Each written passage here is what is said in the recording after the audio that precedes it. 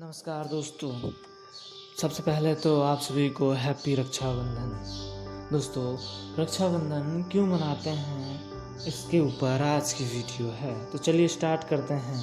रक्षाबंधन मनाने के ऊपर कई कथाएं प्रचलित हैं, जिनमें से एक है राजा बलि अपने 110 यज्ञ पूरे कर चुके थे और वे स्वर्गलोक को जीतना चाहते थे। इससे भयभीत होकर सभी देवतागण भगवान विष्णु के पास रक्षा के लिए पहुँचे।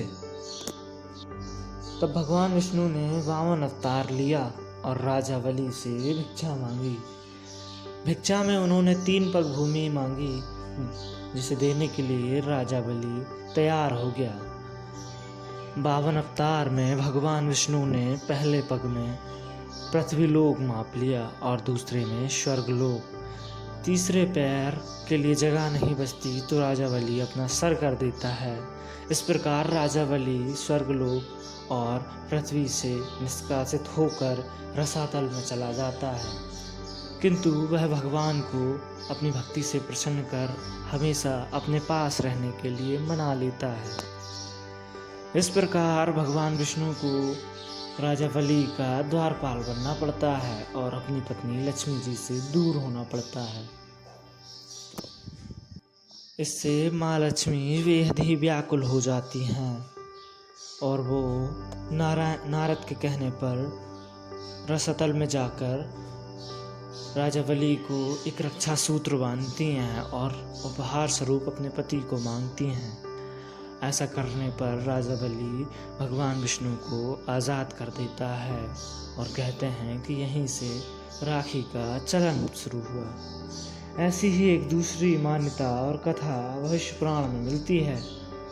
इस कथा अनुसार प्राचीन काल में जब देवता और दानव के बीच 12 वर्षों तक युद्ध चल रहा था, उस युद्ध में देवताओं की पराजय होने वाली थी, जिससे बचने के लिए देवता इंद्र बृहस्पति गुरु के पास जाते हैं, जहां उनकी पत्नी उपस्थित होती है। वो उन्हें उनकी रक्षा के लिए और जीत के लिए एक रक्षा सूत्र बनाती है और कहती है अपने गुरु से इसे बंधवा लीजिए।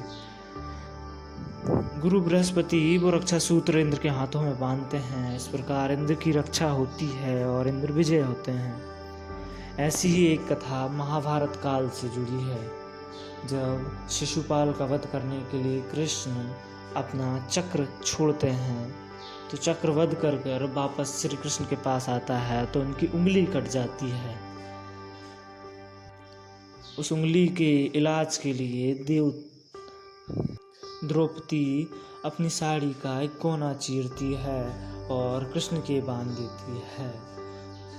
जैसे ही वो श्री कृष्ण को रक्षा के लिए अपनी साड़ी का एक हिस्सा बांधती है, श्री कृष्ण से रक्षा का वचन देते हैं और यहाँ से भी राखी के शुरू होने का समय माना जाता है।